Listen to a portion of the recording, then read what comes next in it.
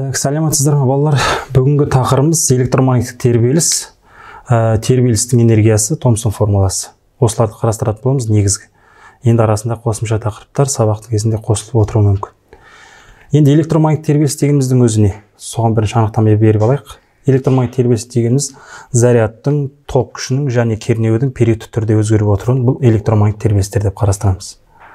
Енді жалпылама электромагниттік тербеліс дегеніміздің өзі біздің күнделікті өмірде техникада атқаратын рөлі ерекше болып табылады. Біздің мысалы қазіргі пайдаланып жүрміз күнделікті ақпарат құралдарын алмасуымыз және әскери құрал жабдықтарды жаңағы спутниктермен байланыс, телефонның байланысы, жаңа радионың, телевизияның барлығын жұмысты принциптерінің ішінде электромагниттік тербелістің атқаратын жұмысы ерекше жоғары. Осы тақырыптарды біз қарастыратын боламыз. Және бұл жерде де айтып өткенімізде энергияның түрленуі болады. Біз жаңа механикалық тербелістерде потенциялық және кинетикалық энергияның түрленуін қарастырдық. Жалпы механикалық энергияның сақталу заңын негізге ала тұрып. Бізде қазір осы жерде энергияның түрлерін қарастыратын боламыз. Және Томсон формуласы дегенді қорытып шығаратын боламыз. Томсон формуласы дегеніміздің өзі ол электромагниттік тербелістің периодын сипаттайтын формула болып табылады. Анықтамасын алдын ала беріп қояйын сіздерге. Осы жағдайда. Енді электромагниттік тербелісті алу үшін, яғни түсіндіру үшін деп айтайық, қандай құрылғыны қолданамыз. Ол жағдайда ең қарапайымы бізде конденсатор, міне көріп отырсыздар, астарлары плюс-плюс, минус-минус. Яғни бұл конденсатор. Мына жерде катушка, иректелген сым, қазақшалап айтқанда. Өзара тұйықталып жалғанады. Осы кішкентай жүйені тербелмелі контур деп айтамыз. Осы тербелмелі контурдың бойында электромагниттік тербелісті өндіріп алуға болады. Так, ол қалай болады? Мысалы, қазір қараңыздар, бірінші жағдайда міне кілт бар мына жерде. Электр қозғаушы күшіне конденсатор жалғанған, яғни конденсатор толығымен зарядталды деп қарастыруға болады. Міне, астарларынан плюс-минус таңбаларын қойып қойдым, яғни конденсатор толығымен зарядталып тұр дейміз. Енді осы кілтті ажыратып, екінші нүктеге қосатын болсақ, конденсатор немен тұйықталады? Катушкамен тұйықталады. Яғни жүйе тұйық болады. Жүйе тұйық болғаннан кейін мына жерде тұрған зарядтар не істейді? Осы өткізгіш сымдардың бойымен қозғалаттағы катушканың бойынан өтеді. Осы жағдайда катушканың бойынан өтеді. Сосын міне ақырын зарядтар шығып, мына конденсатордағы заряд азая бастайды дағы, мына катушканың бойындағы зарядтар көбейе бастайды. Яғни ол жайлап аздан көп болады. Енді мына жерде пайда болады тоқ, тұрақты тоқ емес, айнымалы тоқ деп қарастыруға болады. Енді қазір қараңыздар. Сонымен қазір конденсатор толығымен зарядталып тұрған кезде, онда барлық энергия конденсатордың бойына жинақталады. Ол жердегі міне электр өрісінің энергиясы өйткені плюс-минус, яғни жерде зарядтар орналасқан. Ол жердегі энергия электр өрісінің энергиясы. Конденсатордың ішінде электр өрісі болады.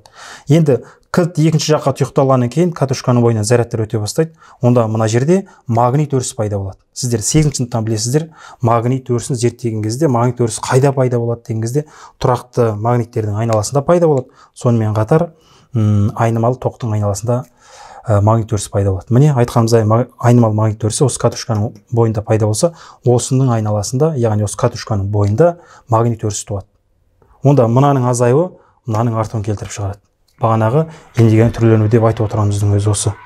Жалпылама тербелмелі контур дегеніміз конденсатордан және катушкадан тұратын қарапайым жүйе, тұйық жүйе. Енді осының бойында электромагниттік тербелістер орын алады. Электромагниттік тербеліс қалай орын алады? Біз алдында механикалық тербелісті қарастырсақ, дене тербеліп тұрған. Енді біздің жағдайда міне мына жерде зарядтар азаяды, мынаның бойында көбейеді. Түсінесіздер ғой да? Мына жақтағы энергия азаяды, мына жақтағы энергия артады. Кейін барлық зарядтар мынаның бойына жинақталған кезде, онда не істейді? Электр өрісінің энергиясы нөл болып қалады дағы, магнит өрісінің энергиясы максимум мәнге жетіп қалады. Яғни ол кезде электр өрісінің энергиясы нөл болып қалу керек. Электр өрісінің энергиясы нөл болып қалған кезде, онда бізде магнит өрісінің энергиясы максимум мәнге жетеді. Ол деген сөз не максимум мән болды деген сөз? Тоқтың шамасы максимум мәнге жетті дегенді білдіреді.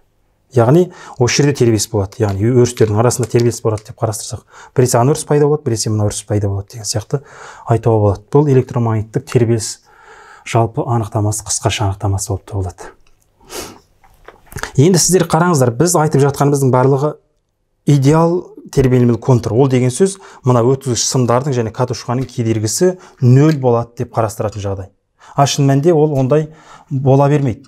кедергі нөлге тең бола бермейді. Ондай болатын болса, тербелісті біз жаңағы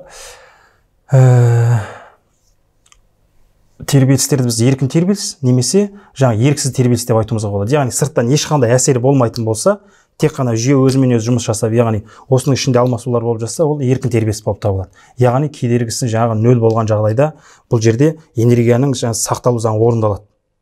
Бұл еркін тербеліс деп қарастырамыз. Шын мәнінде ол ондай болмайды. Шын мәнінде ол ондай емес, идеал жағдай деп біз қарастырдық және. Шын мәнінде кедергі нөлге тең бола бермейді. Онда біз осы тербелісті қанағаттандырып жаңағы толықтырып отыру үшін біз оған электр қозғаушы күшін жалғаймыз. Бұл жаңағы еріксіз тербеліс дегенге келіп табылады. Енді біз қазір осы тербемелі контурдағы еркін тербелісті қарастырып көрейік. Ондай болатын болса, бізде басты шарт, яғни R тең 0 болады. Сыртқы жаңағы өткізгіш сымдардың кедергісін ескермейміз, сырттан ешқандай әсері болмайды, идеал жағдай деп қарастыратын боламыз. Ондай болатын болса, біздің жаңағы тербемелі контурдағы энергиялардың арасындағы байланысты жазайық. Мысалы біз былай жаза аламыз. Li квадрат бөлінген 2 қосылған, жақшаның ішінде алып қояйық, жақшаға алып қойсақ та болады. Сосын бізде болады Q квадрат 2S. Енді біліп отырсыздар, L деген бізге анықтама беріп кетейік, ол катушканың индуктивтілігі, I деген осы жерде пайда болатын айнымалы ток, Q деген конденсатордың ішіндегі зарядтың шамасы, S дегеніміз ол конденсатордың сыйымдылығы. Бұлардың формулаларын жаңағы сіздер баяғыда білесіздер, конденсатордың формуласын неге тең екенін сіздер бұрыннан білесіздер. Енді осы өрнекті ары қарай туындылап қарастырайық дейді. Туындылап қарастырайық, мен мынаны жақшасын алып, мынаған мысалы мен 0 деп қарастырсам болады, екеуінің туындысын алып қарастырайық. Ондай болатын болса, бізде шығады, туындалған кезде 2 алдына түсіп кетеді, сонда L, I штрих қосылған бізде болады Q штрих бөлінген S болады. Так, тең 0. Енді сіздер білесіздер, ток дегеніміз зарядтардың бағытталған қозғалысы деген анықтама бар. Сол арқылы лездік анықтамасы деуге болады. Болмаса, мысалы, біз былай жазаламыз ғой. I тең дельта Q бөлінген дельта T. Болмаса, мына жерге нені жазып жіберуге болады? Қосымша. Мына жерді мен өшіре қояйын, кешіріңіздер. I тең сосын бізде дельта T неге ұмтылу керек? 0-ге қарай ұмтылу керек. Осын заңды ескерсек болады. Сосын бізде Q штрих. Осын ескеріп апарып біз не істейміз? Біз орнына қоятын болсақ, бізде мына жағдай қалыптасады. Так, Q штрихтің орнына I-ды қоя аламыз. Онда L, I штрих қосылған Q бөлінген S, сосын I болады. Тең 0 болады. Өйткені Q штрих I-ға тең деп біз жаздық. Онда I-лар қысқарып кететін болса, бізде L, I штрих тең минус Q бөлінген S деген формуланы келтіріп шығарып аламыз. Осыны келтіріп шығарып аламыз. Енді біз мынау I-ды қарастырайық. Енді I-дың өзі Q-дің бірінші реткі туындысы болса, I-дың туындысы Q-дің екінші ретті туындысы болып табылады. Онда осыны жаза аламыз. Бізде онда L Q штрих тең минус Q бөлінген S болып жаза аламыз. Енді осының жалғасын біз мына жақтан қарастырайық. Осының жалғасын мына жақтан қарастыратын болсақ, бізде Q штрих тең минус 1 бөлінген LS Q деп жаза аламыз. Q мына жаққа кетеді, L мына астына түсіп кетеді. Так, осы теңдеуді жаза аламыз. Енді осы алынған теңдеуді біз конденсатордың астарларындағы заряд тербелісінің дифференциалдық теңдеу болып табылады. Дифференциалдық теңдеу осы түрге келеді деп жазуға болады. Енді біз алдыңғы мынандай жағдайды қарастырайық, мынандай белгі енгіздік деп айтсақ болады. Так, 1 бөлінген LC. Осы теңдеуді қарастыратын болсақ, яғни белгілеу енгізіп алатын болсақ, онда біздің мына теңдеуіміз сәйкесінше өзгереді. q штрих тең минус омега 0 квадрат q. Осы түрге келтіріп ала аламыз. Енді қазір қарасаңыздар, мына теңдеуді біз сол оң жағындағы бөлігін сол жағына өткізетін болсақ, q штрих қосылған омега 0 q тең 0 болып табылады. Міне, бұл конденсатордың астарындағы зарядтың тербеліс теңдеуі деп қарастыруымызға болады. Зарядтың астарындағы конденсатордың астарындағы зарядтың тербеліс теңдеуінің жазып алдық. Енді біз бұл теңдеудің шешімін қарастыратын болсақ, біз жаза аламыз. Q тең QM, Q максимум косинус, бүйткені біз тербелістер синус және косинус заңдарына бағынатын басында айтып кеткенбіз.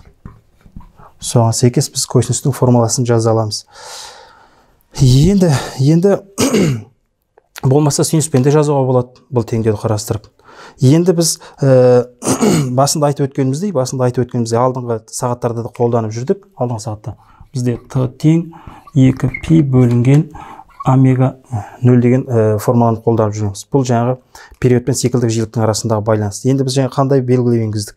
Болмаса біз жиілік мен арасында байланысты жазып қойсақ болады, 1 бөлінген ню деп жазып қойсақ болады. Енді осыған арқылы омеганың орнына біз жаза аламыз. Міне омеганың, біз қазір мына жерге омега 0 жазып тұрмыз. Онда мына жерде дәрежеден құтылуымыз керек. Дәрежеден құтылатын болсақ, теңдіктің оң жағы түбірдің астына кетеді. Сол кезде бізде мына жерге жазып қойайын. Так, омега 0 тең түбірдің астында 1 бөлінген LC. Өйткені біз мына белгілеуді енгізіп алған болатынбыз. Енді осыны алып келеміз да түрлендіріп орнына қоятын болсақ, Т тең 2π түбірдің астында L бөлінген С деген. Міне біз осы тербелмелі контурдың жаңағы периодтың формуласын шығарып алдық. Бұл Томсон формуласы деп аталады. Бұл формуланы сол кісі анықтап қарастырған. Яғни бұл Томсон формуласы. Міне тақырыпта жазып қойғанымыздай Томсон формуласын қорытып шығарып алдық.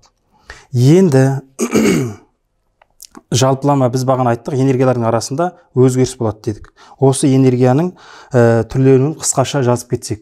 Қысқаша жазып кететін болсақ, мен мына жерде сәл өшірейін, балалар. Мына жерде сәл өшірейін.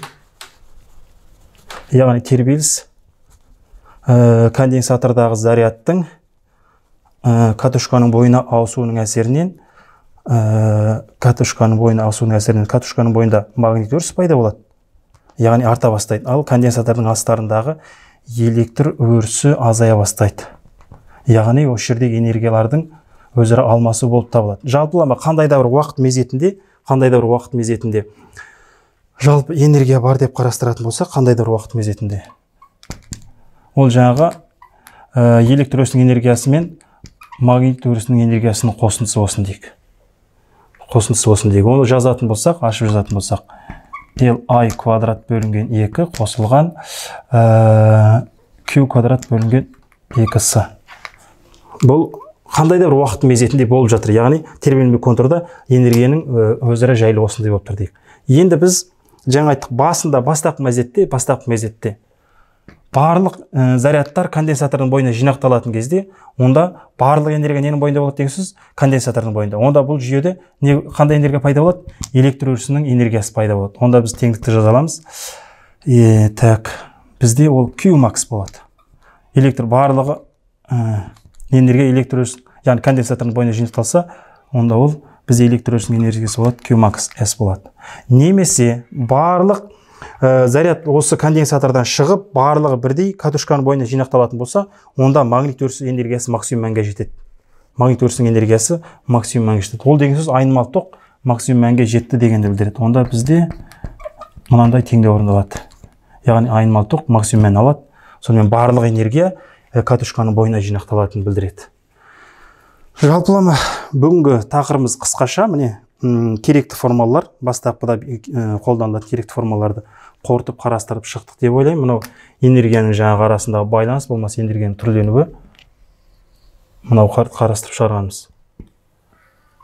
Мына жерде жазылған формула қысқаша тербелмелі контурдың бойындағы жағдайды сипаттайтын, құбылысты сипаттайтын формулалардың жаңағы қозғалысын сипаттайтын теңдеуі және тербелістің периодын сипаттайтын Томсон формуласын қорытылып шығару болып табылады.